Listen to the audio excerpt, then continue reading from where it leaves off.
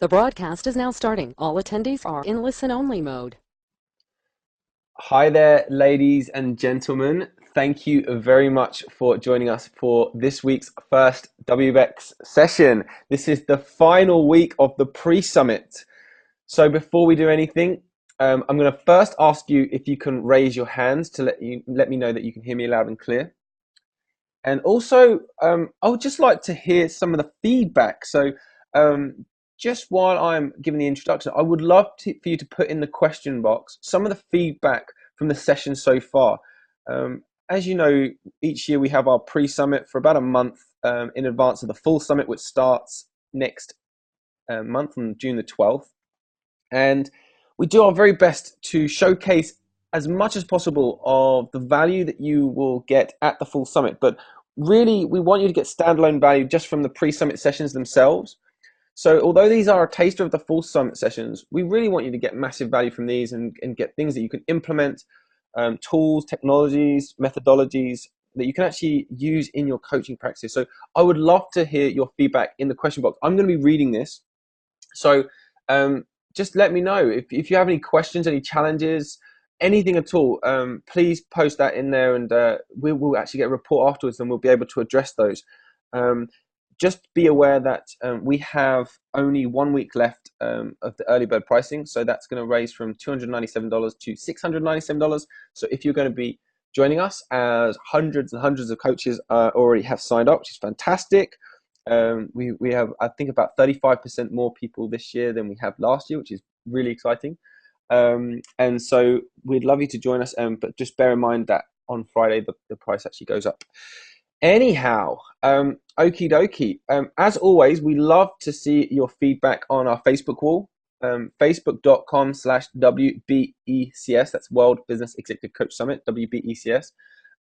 Any comments, questions, feedback, good, bad, ugly, everything, jump on there. Feel free to comment on other coaches' comments. We're building a community where, although we are going to be helping you, and our expert presenters like Howard will be helping you in what you're doing, what we'd also like to do is for you to help each other and coach each other as peers as well. Anyhow, without further ado, I'd like to introduce you to Howard Morgan. Now, I got introduced to Howard through a lot of his research, and also through a personal recommendation from Marshall Goldsmith. Howard has led major organizational change initiatives in partnerships with top leaders and executives at numerous international organizations. He was named as one of the top 50 coaches in the world, and identified as one of the top 5 executive coaches with a proven track record of success, and has published several books. Howard has worked with over 500 CEO and executive team members from over 50 countries, from a diverse industry base, including chemical, information technology, financial services, media, retail, and real estate. Now, Howard is very much a high-end coach who has a wealth of knowledge and experience. And I wish I could have let you in on what we were just talking about just before we started this session, as I had the privilege of talking with Howard. And he is truly an extremely smart man, and you will do very well to shut off all your applications, close down everything you're doing, and just listen for the next 30 minutes. I assure you, you will be glad that you did. Anyhow, without further ado, I would like to hand over to my good friend, Howard Morgan. Over to you, Howard. Hey, thanks very much, Ben. And just one note before we start. I've said to Ben that Yes. I'm very much of a practical person, so anything we can help between Ben and I as we go through the next half hour. If you have a question, I would encourage you to submit the question under the Q&A so that we can get to it sort of when it's timely, rather than run out of time at the end. So, and Ben will cut in. That's it. Sorry, I meant to say that was one of the things that we were discussing beforehand. So, unlike other sessions where we wait all the way until the end to answer questions, Howard would like to field questions throughout. So please feel free to put them into the question box on the right-hand side in your control panel. I will feed them, and at the right times we'll be stopping to answer them. So if you need any clarity or any questions, really, let's make this an engaging session. So over to you, Howard. Great, Ben. You know, one of the things when Ben and I talked about this about 2 months ago, I guess, we talked about picking a subject that probably is a little out of the ordinary and one that people could learn a lot from, especially people, coaches around the world. And you'll notice the title of the presentation is, how do you coach a person that's extremely more knowledgeable and smarter than you? And in doing this, a lot of what I would say is a lot of things we're going to talk about would apply whether you were a coach externally, an internal coach. It's just things when you deal with people that are smart and knowledgeable, it is fine-tuning that's a little different than normal coaching assignment. And one of the things I would caution you as a fellow coach is I'm always leery of people that come up to me and go, you know, I like to take high potentials, or I like to take people that are good at their job. I think as a coach, one of the things to round out and be very good at what you do is to figure out how to take things that push you out of your comfort zone. So, for example, if we were talking about whether a sports, family, or another analogy, what we would say is, you know, get out of your comfort zone, take on some things that probably are going to build you both as a person and as a coach. And an example of that, and let me tell you the story, just we're waiting for any last minute people to get online.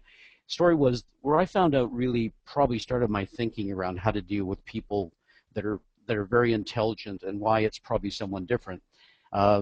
There was a company that fundamentally had someone who held something like 180 patents for the company, was extremely smart, knowledgeable, fit all the criteria.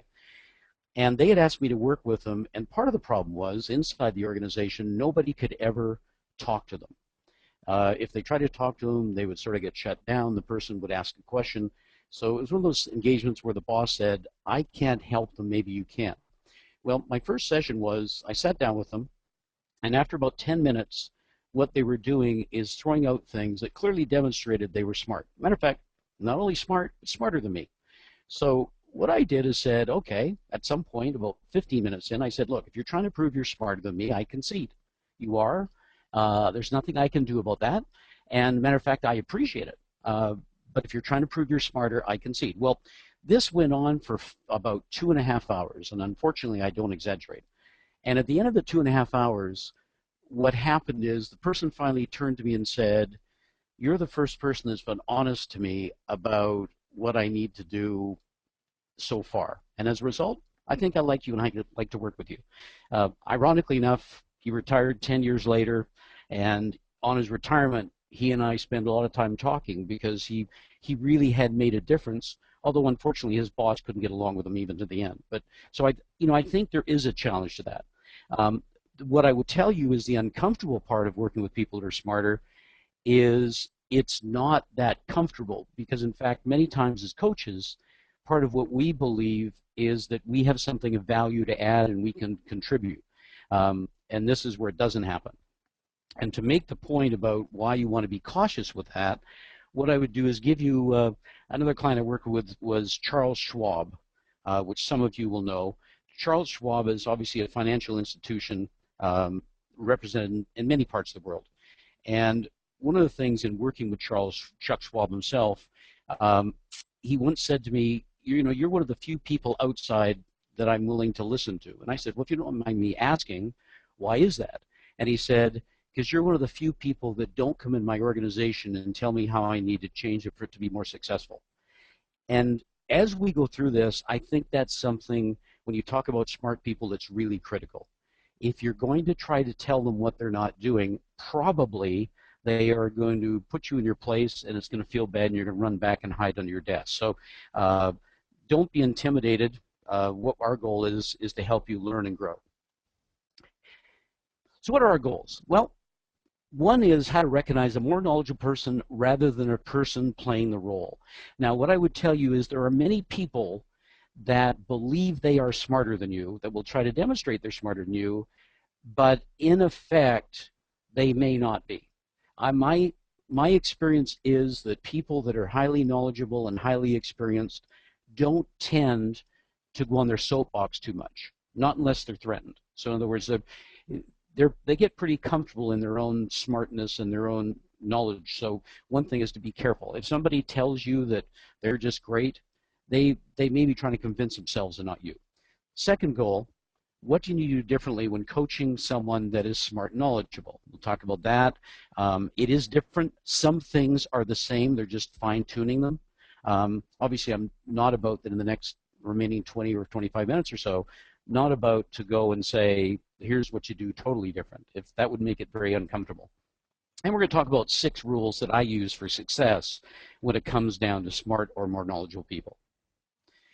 So before we start, and this really links a little bit to what Ben and I were talking about, you know, to really know how to, because if we assume for a minute that smart or knowledgeable people are more demanding than normal, one of the things we need to understand is if you're a bright, talented group, let's look at senior people, highly knowledgeable, and what I have found that's very important to them as far as results. First one is to deliver beyond expectations. This really applies to anything. Matter of fact, Ben and I were talking about this a few minutes ago. If you think about any experience, if you thought for a minute, matter of fact, take a second, think about something where you were extremely happy with the level of service you got. Everybody got one? Okay, what I would say is it's never delivering what people expect that really matters. It's delivering beyond what they think they're going to get. And a lot of the times, if people object, they object not believing they're going to get something from it. And in fact, if you meet them part way or find a way to build that depth, that just increases overall your value and increases sort of what they think of you. I would tell you delivering beyond expectations from coaching normally means they got more from it than they ever believed they would. Very little effort was involved. In other words, you caused them to think, but it wasn't cumbersome. And I think the last one is that they believe you added something of value, which we'll talk about in a while, but I think it's one of the hardest things in coaching, is how to go to a coaching session every time and really deliver on and give somebody something unique every session. Second one is provide solutions rather than analyzing problems. This is a fine line. As a coach, one of the things that I need to do is avoid complicating the problem.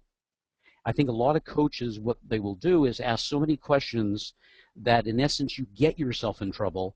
It's because what you're doing is putting more data in when in fact part of what they're really looking for is how to help me understand and organize my thinking to arrive at the best solution.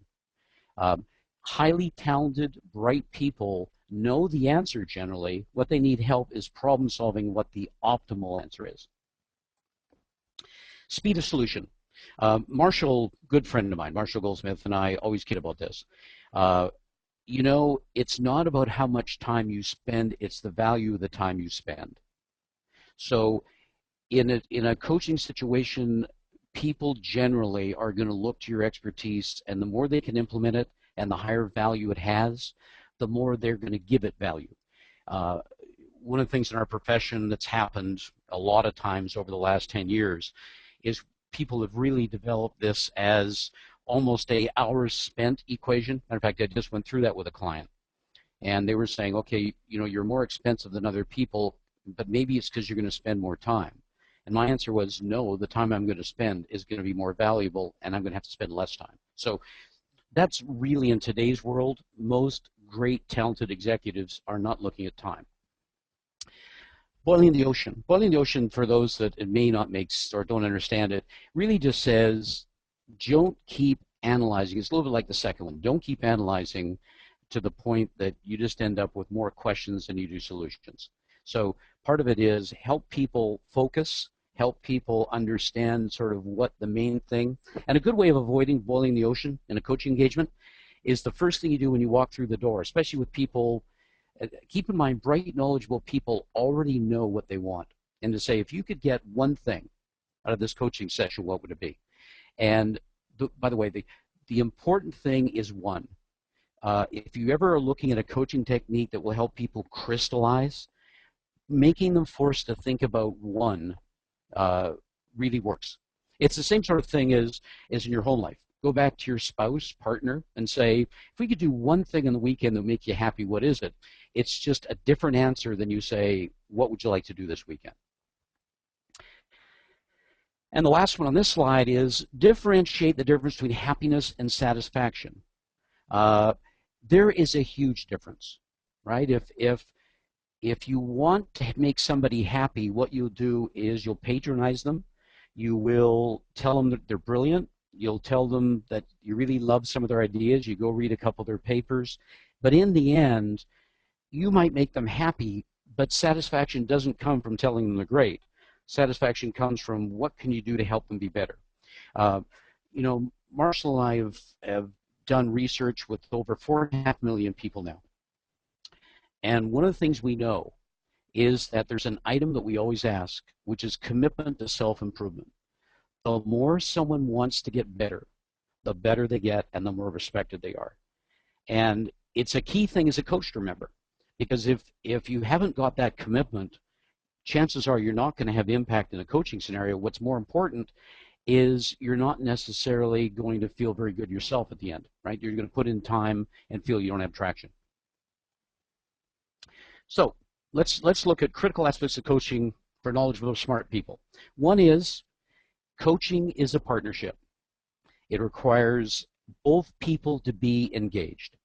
If for whatever reason you've been hired to go in and they're not reciprocal in nature from the standpoint of being open, which I think, by the way, is pretty easy to figure out. It's just asking the right questions, then you're in trouble. The second thing is there has to be a high level of trust. Now, subject for another day, but one of the things to recognize in coaching is what I always say to coaches are, who's the client? And normally the organization's the client. So what I traditionally will do with the person I'm coaching is to say, look, before we start, one of the things that I want to do is just figure out, I have to report back sort of progress. Let's make a deal. If you don't think I'm having impact, let me know. If I don't think you're having impact, then let me know. And I find that really works and is something that probably allows for that to happen. Another way of putting it is there's a saying that I have that works really well for me, which disclosure builds trust. The more you disclose and the more candid you are, the more trustworthy you become. People don't become trustworthy by smiling, saying nice things. They do it by their actions. So obviously disclosure says, I trust you enough to tell you what's going on. Next one's an interesting one. You'll see this all the time. But the higher the stakes, the more this comes into effect. So if we're talking about really talented people, you got to understand as a coach the level of risk that it takes in giving up the old comfortable way of doing things. Right?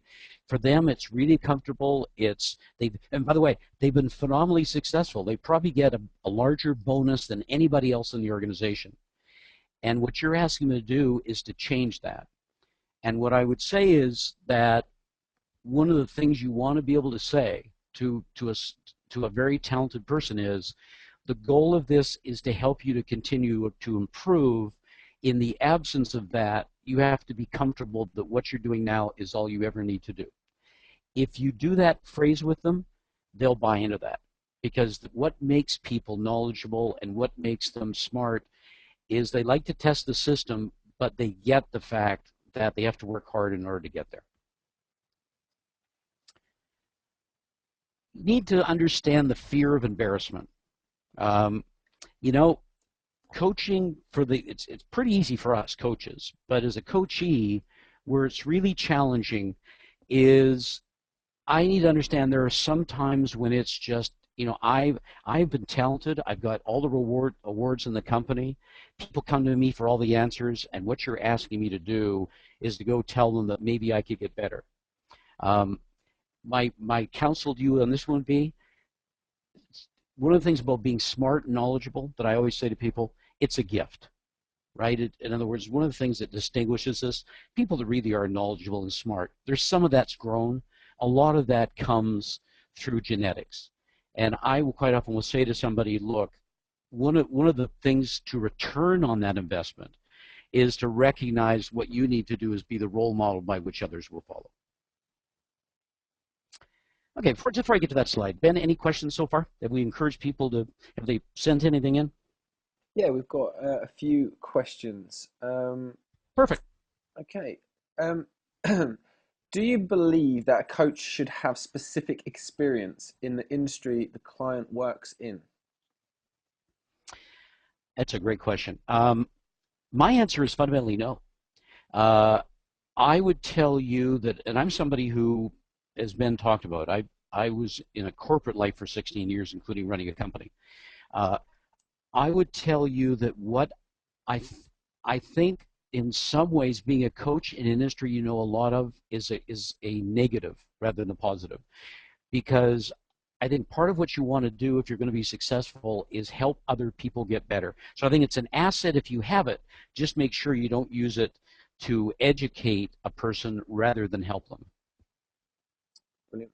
Thank you for that, Howard. I've got another question, quite a long question. Um, In terms of providing solutions rather than analyzing problems, can you clarify this in the context of coaching as opposed to consulting?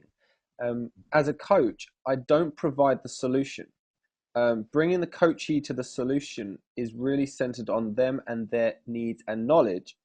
Coaches always say they don't lead their coachees. So, how do I get to this solution if I'm not walking them through the analysis with the coachee to identify the possible solutions?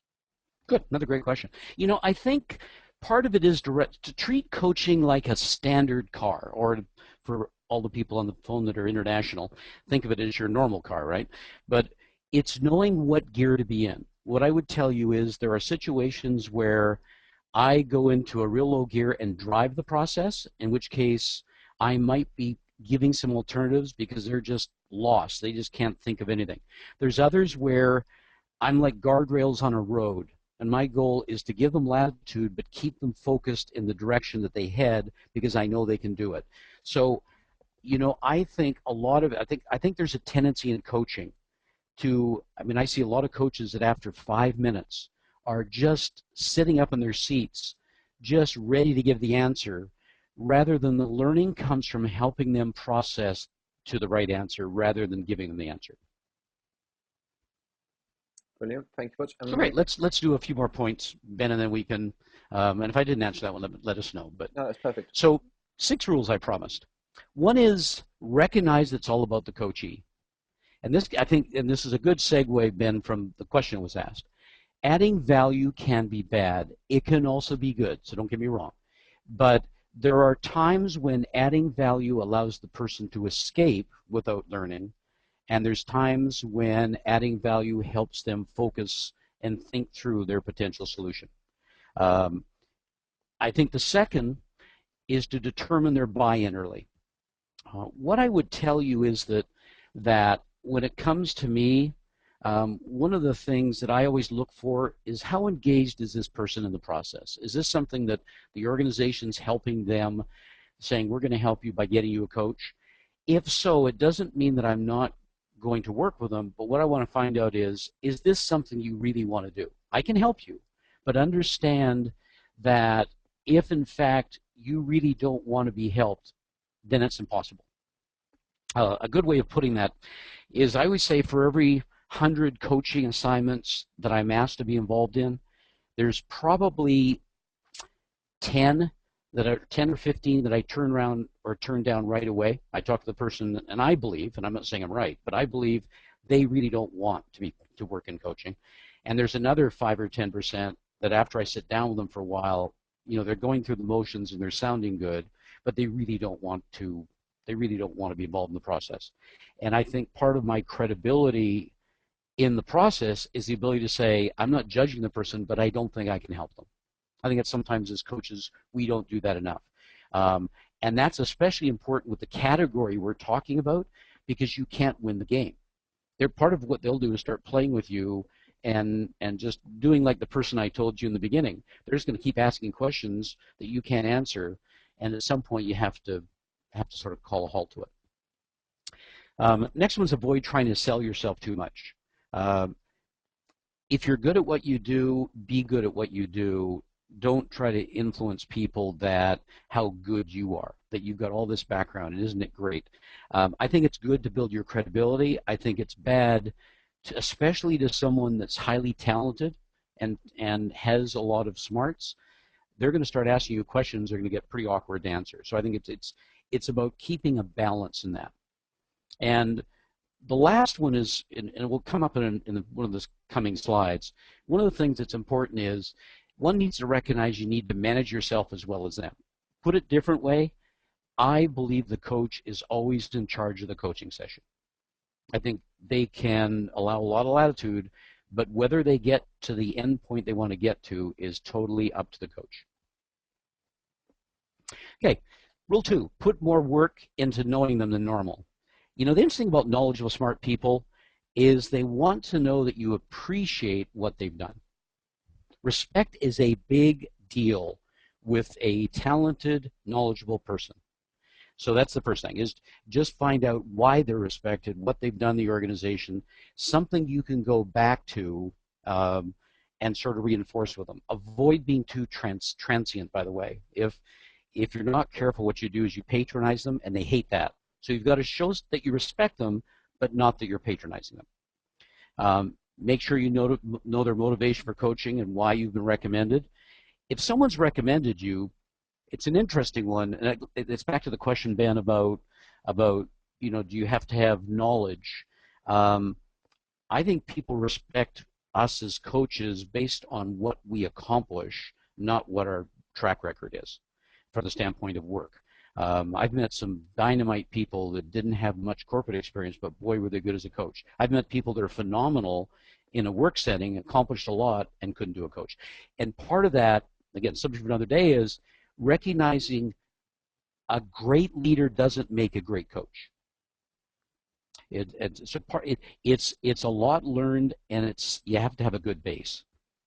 The last point under this rule is, if possible, find one insight that you can leave. I do this with everybody now. I don't enter a coaching session without something that I can say, I think this will help you. Something to start the dialogue. The other thing I don't do with somebody that's talented is leave them without an assignment. So at the end of the coaching, what I'll do is say, okay, what are you going to do for next time? How's that going to go? Rule 3, don't try to impress them, earn their respect instead. Conduct yourself in a way that sets the tone for the meeting. If you look like you're nervous, if you look like you're uncomfortable, they will just munch away. You know, be real careful. You set the tone for the meeting. Case in point, do you want it very formal or do you want it casual?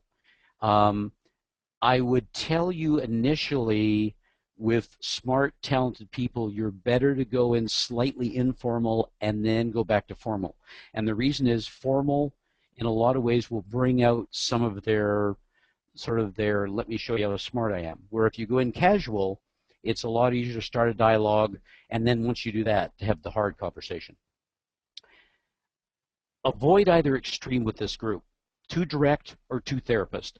The higher you go in an organization, many of you on this call would have already figured this out, but the higher you go in an organization, the more you don't want to be therapist-like. We've got a lot of business over the years from companies that hired, and I'm not knocking them at all, by the way, but hired more therapist-like coaching firms, and executives don't tend to calibrate very well with them. The last one, remember that they're told by many people they're good. If you can help them understand one thing that others before you haven't done, you're going to have a home run. Because don't forget, they have 95 or 98% of the answers. The degree to which you can help them discover another 5 or 10, you're going to be an absolute hero. Rule 4, control your meetings. Don't let them control. You know, one of the things, and obviously I see a lot of other coaches and try to help them. As, by the way, Ben will tell you, I'm happy to help you. One of the things that I find is the biggest problem in coaching is the lack of structure during coaching engagements. So a lot of people go and it's open-ended. What do you want to talk about today? And what I find is the end product is nowhere near as good as by putting some structure in. So that's why the first bullet point, it's really your responsibility to manage the time and the content. Second one is be flexible to their needs during each session. Here's a good example of that. back about a year ago, I flew over to the UK. I was working with a coaching client that I've had for a long time, and I've worked with her for probably 4 or 5 years. And she said, Howard, can you come over? I want to spend some time on X. And I flew over and arrived in her door and started talking with her, and it became apparently clear that she was distracted. And what I said is it turned out that this isn't the best time to have this conversation. She said, no, this week is really bad. I can't focus. And I said, what would you like to do? Well, I'd like to put it off. And I said, do you want to put it off next week? That would be wonderful. Flew home after my famous 1-hour meeting, flew back again. Part of the challenge, I think, is you earn a lot of respect by recognizing there are times that people want to talk, and there are times when it just isn't the right time, and being sensitive to that, and pushing them when in fact they're already kind of hurting is not a good thing. And the rest I think we've talked about. Used to control, they respect you more if you think you're getting to them a great conclusion every meeting. Now, here's another way of interpreting the last point. Always have two things. Always calendar your next step. So calendar your next meeting, even if you have to change it. Never leave it open-ended. And the second thing is what each of you are going to do before the next meeting. Rule 5. Your value is doing what you do well. Theirs is doing what they do well. If they think you're smart, what you want to do is just recognize that you're going to help them be more effective. Don't be afraid to use phrases like, I don't know. It would be helpful to get some examples. Challenge here is they're going to have good BS detectors. They're going to know when, in fact, you're not having impact and you're not giving them what they need. And I talked about the last one earlier, which is if you don't think you can add value, you know what? Just cut your losses and make it work. So let's now then get to the famous 6. And 6 is a little bit, I'm going to do this very briefly because it is part of the session for those that are enrolled in June, which is, I think if you just did these 5 steps, you'll find coaching sessions tend to go very well with highly talented, knowledgeable people. One is to give a lot of focus to the coachee. Focus them on what you can deliver, the time frame, focus on what you want to accomplish. And this, I think, gets a little bit to the question Ben asked a while ago from someone out there. Get an overview of the situation. You want to get enough, but not so much detail that it bogs the person down. Generate alternatives either through you or help them through them. Sometimes what you've got to do is kickstart them. Urge action. I think people that are talented, again, I said earlier, don't want to really move too quick. And the last is set next steps. So, having said that, any questions quick before we have to finish up, Ben? Okay, no problem. What one thing do you think coachees find makes them feel a coach has delivered beyond expectations? That's another great questions. I think it's when they believe that the person truly understands them and is giving them a thought or an insight they haven't thought of. So it's the degree to which they think the person really, quote, gets them. Okay. I mean, there's the other methods, as you know, Ben, but that's, which is you can measure over time. Ironically enough, I think all of us coaches know whether we're having impact. So I don't think we have to. No, we really don't have to measure. Okay, I've got a question here, which is I think there's probably a few people have asked this. Could you please clarify or get deeper on the concept of how adding value can be bad? Sure. I think there's a tendency, and it depends on our backgrounds as coaches, but I think sometimes coachees, just because many times we're dealing with them on issues that are sensitive or issues that are problematic, what we tend to do is give them the answer rather than help them understand the answer. And I think that's when it becomes bad.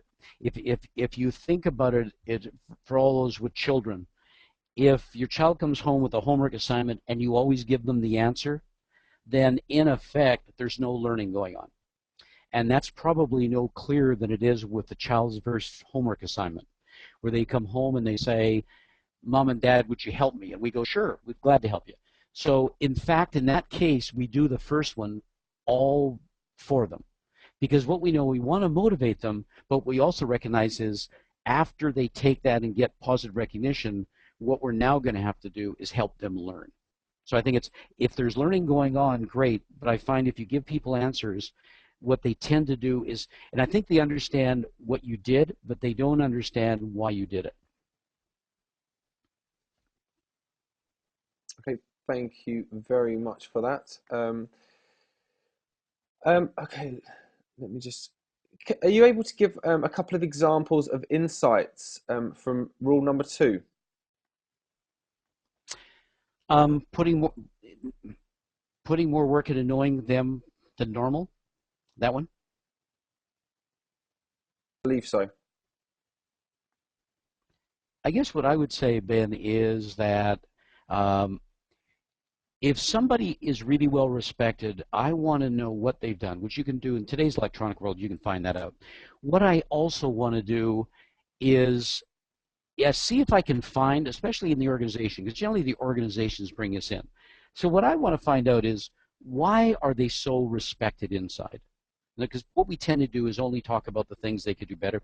What are the 1 or 2 things they've done in the company that probably has made a difference in the company and allowed them to be respected and have as much credibility as they have?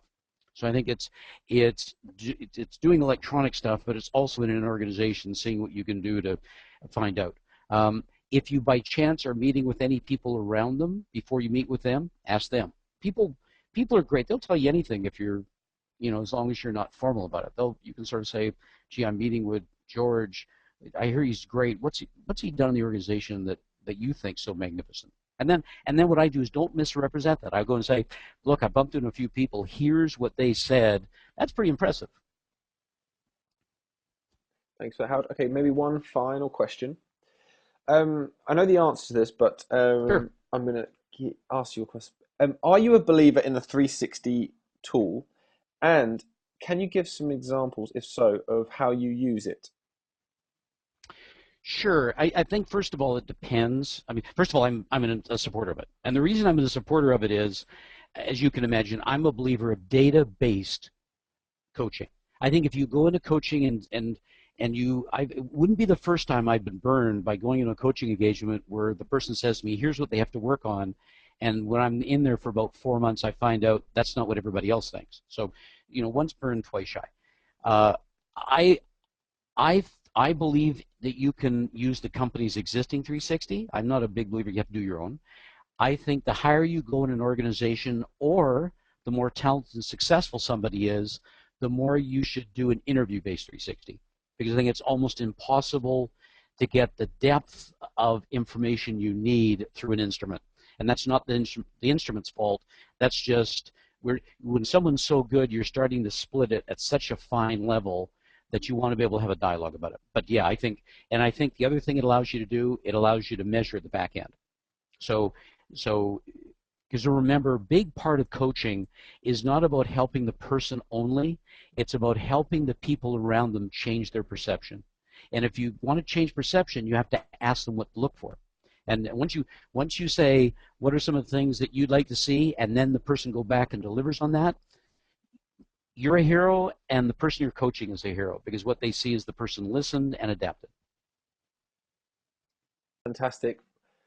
Okay, thank you so much for that, Great. Howard. That was a perfect session. Ladies and gentlemen, what I'd urge you to do is, if you have a spare 2 minutes, to jump onto the Facebook wall, facebook.com//WBECS, and please post your feedback and comments on there. And if you had any questions that weren't answered, then please feel free to post them on there too. We really love your feedback. So if you can do that, that would be super. Thank you so much for the session, Howard. That was brilliant. It's exactly what I was hoping for, and you over-delivered on that. So really appreciate that. You got so much information into the 30-minute session, so I really, really appreciate that. I'm really looking forward to your full session at the summit itself. Howard, what's the date of do you know what the date of your session is, the full summit? That's a good. You think I would know that, wouldn't you, Ben? That was the Um, trick question at the end. You'd I think think I would know I. that as well, wouldn't you? So which Yeah, one's well, no, not really. What I do know this. It's I think the last Friday of June, so I think it's like the 30th or so. I'm pulling up the rump end, so that'll be a good way of thinking about it. Well, there you The, go. There you go. Well, Howard's got his session at the end of June, so please do look forward to that. It's going to be a great session. Really, really looking forward to that. Very much so. I'm just going. In fact, Howard, you're closing off WMX this year. I can see it's on Friday, June the 28th. So you're going to be the well, final there you final go. session of the. So that's something very much to look forward to. And Howard's going to be talking about what to do when your coaching engagement goes bad. So that should be quite exciting. Now, as I said at the start, this is the final week to get your early bird tickets. So be sure to save $400. I promise you, we have an absolutely incredible summit planned this year. So really look forward to that. I know a huge number of you have already signed up for it. But anyhow, um, if I believe the next sessions that we have coming up are tomorrow. It's actually one of my business partners, Ian Brody, is going to be talking about some simple tweaks to get you better results from your coaching website. That's a really practical session. It's things that you can just immediately implement. Just you could just send the recording to your web designer and say, "Can you just change this, please?" Um, Ian has done some amazing things with his clients. It's one of the reasons I've gone into business with him to help executive coaches with their marketing. And he really is a savvy guy, and he's got a lot of. He's not a marketer that's coming in and focusing what he knows on business executive coaches. He just works with business and executive coaches, and he was recently voted one of the top global thought leaders in marketing and sales. So look forward to that. That's tomorrow at 12 p.m. Eastern time, New York time, which is 9 p.m. or 9 a.m. Pacific time and 5 p.m. UK time. I'm not going to try and do any more time zones because that's as much as I know. Okay, without further ado, I'm going to call this session to an end and give one final big thank you to you, Howard. Thank you so much. It's been a fantastic session. And thanks for everybody for joining us. We really appreciate it. So thank you. Thanks a lot, everyone. Take care, and I will catch you tomorrow. Bye, everyone.